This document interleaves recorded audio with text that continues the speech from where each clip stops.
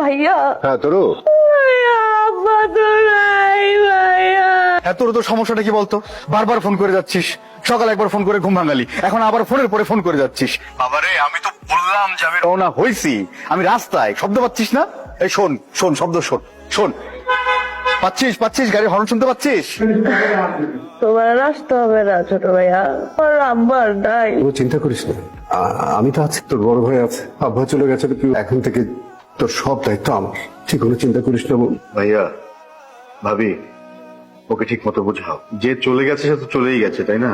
আল্লাহর মাল আল্লাহ নিয়ে গেছে, এখানে আমাদের তো কোনো হাত নাই। একটু দেখ না ভাই, তাড়াতাড়ি ফর্মালিটি গুলো শেষ হলে আমরা বাবাকে নিয়ে যেতে পারি। 19,800। স্যার 19,000 না, এটা 19,66,800। কত? 19,66,800। না না, এটা তো হতেই পারে না। আমি কনফার্ম যে আপনাদের হিসাবে কোনো ভুল আছে, রিচেক করে নিয়ে আসেন। স্যার আমাদের সার্ভারের কোনো ভুল নাই। এই যে দেখেন, আইসিইউতে ছিল 23 দিন, সবগুলা টেস্টের মধ্যে 25%, মেডিসিনের মধ্যে 15%, আর আমরা হচ্ছে আইসিইউর মধ্যেও ডিসকাউন্ট দিয়ে দিছি। আমাদের 14 ডিসকাউন্ট দিয়ে সবকিছু দেওয়ার পরে 19,66,800 টাকা। আসেন নিচে কাউন্টার আসেন, চাইলে আপনারা আবার রিচেক করতে পারেন। আমরা তো গত মাসে আমরা ফ্ল্যাট বুকিং দিয়েছি, 30 লাখ টাকা ডাউন পেমেন্ট দিয়েছি, আর প্রত্যেক মাসে 5 লাখ টাকা করে আছে, ইনস্টলমেন্ট আছে। আমাদের হাতটা একদম খালি। ছোট তুমি দেখো কিছু করতে পারো কিনা।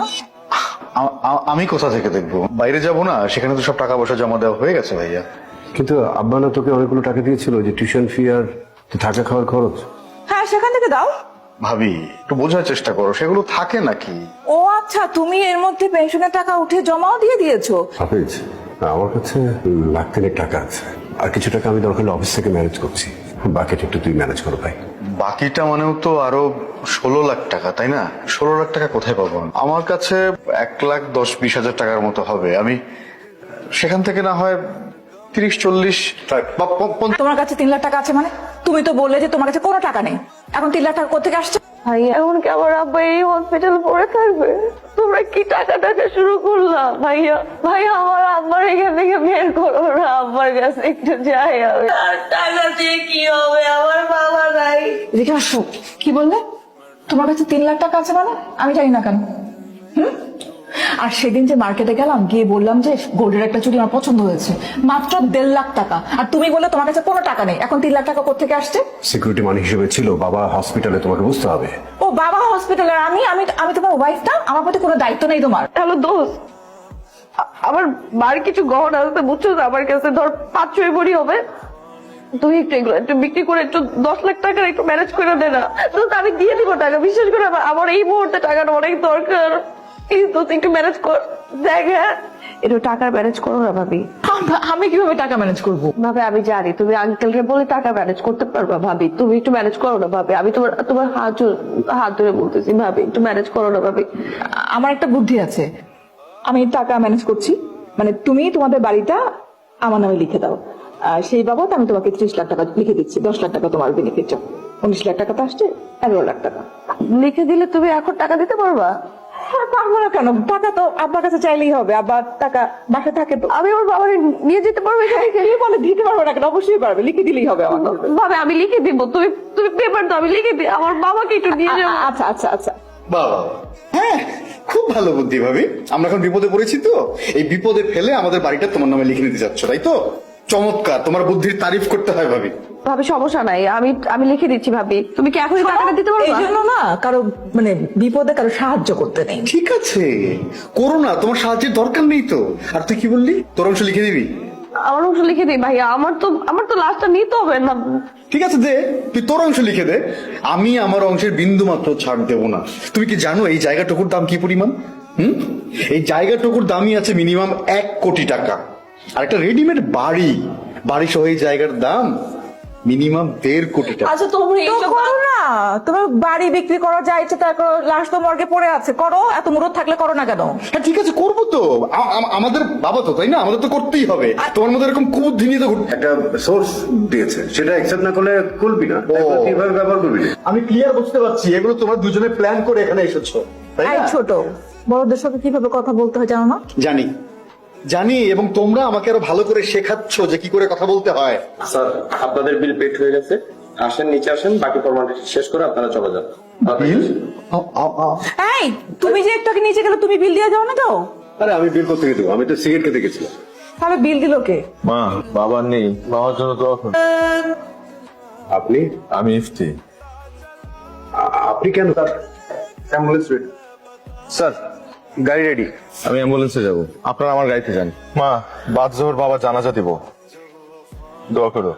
ভাইয়া বৃষ্টি নামতেছে তো, ছাতা লাগবে না? আমার বাবা এখানে ভিজতেছে। তোর কি করতেছো তুমি এগুলো? আরে আমার বাবা তো এখানে ভিজতেছে। ভাবছো কিছু? অনেক চিন্তায় পড়ে গেছে যে সরকারি হাসপাতালে নিয়ে যাই।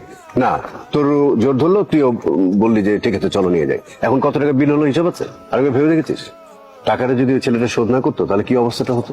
কি আর হতো, প্রেস্টিজ যেত। আমি কি একটু কথা বলতে পারি? বলুন। আমি যতদূর জানতাম বাবার শেষ ইচ্ছা ছিল, বাবা, আপনাদের বাবার শেষ ইচ্ছা ছিল যে বড় মায়ের কবরে তার কবরটা হবে। তুমি এত কিছু জানলে কি করে? আপনাদের বাবার সাথে আমার কথা হয়েছে এবং আমি এটাও শুনেছিলাম যে প্রায় নাকি বড় মা তার স্বপ্নে আসতেন এবং ঘুম ভাঙার পর সে নাকি বেলি ফুলের ঘ্রাণ পেতেন।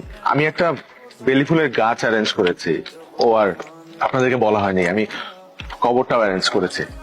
আপনি আসলে কে? আমার বাবাকে আপনি বাবা বাবা করছেন, আমার মাকে বড় মা বলে ডাকছেন। এক্সাক্ট উদ্দেশ্যটা কি আপনার? আমার উদ্দেশ্য, ভাই বৃষ্টি বাদলের দিন তো পানি টানি উঠে যেতে পারে, চলেন যাই। ভাবি ওটা কি তরুর জামাই? আর কয়জনের মুখ বন্ধ করবা? হ্যাঁ, চোখ গরম করে আর কয়জনের মুখ বন্ধ করবা? এলাকার সবাই তো বলতেছে। কি বলতেছেন ভাবি? কি বলবো, আমি তো সত্যই বলতেছি, আর আমি তো ভালো করে বলতেছি। লোকজন তো বলতেছে জারর সন্তান, অবৈধ সন্তান, তোমার আব্বা একটা বিয়ে করছিল। কি সম্পর্ক হয়েছে ছেলের সাথে তোমার? হঠাৎ করে তোমার জন্য এত কিছু করতেছে? কি ভাবি? সত্য কথা বললেই তো। ভাবি ওই লোকটার সাথে আমার কোনো সম্পর্ক নাই, এই ব্যাপারে তুমি আর কোনো কথা বলবা না।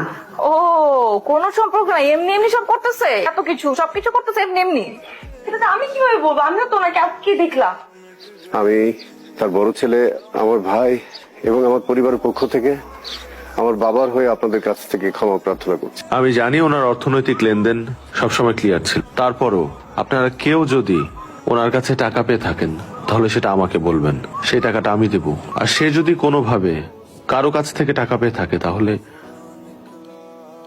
সেটা এতিমখানায় দান করবেন। আপনারা শুধু আমার বাবার জন্য দোয়া করবেন। দেখছো তলে তলে আমজাদ ভাই কি কাম করছে, অথচ আমরা কত ভালো মানুষ জানতাম, অথচ তলে তলে আর একটা বিয়ে করছে।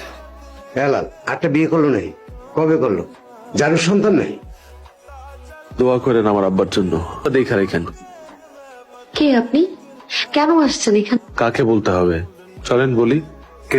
কেউ বলছে ওর সঙ্গে হয়তো প্রেম ছিল, গোপনে বিয়ে করেছে, এখন বাড়িতে উঠে এসেছে। আবার কেউ বলছে আমার বাপের হয়তো কোনো অবৈধ সম্পর্ক ছিল তার। আচ্ছা তুমি সত্যি করে বলো তো, তুমি কি সত্যি সত্যি আমার বাপের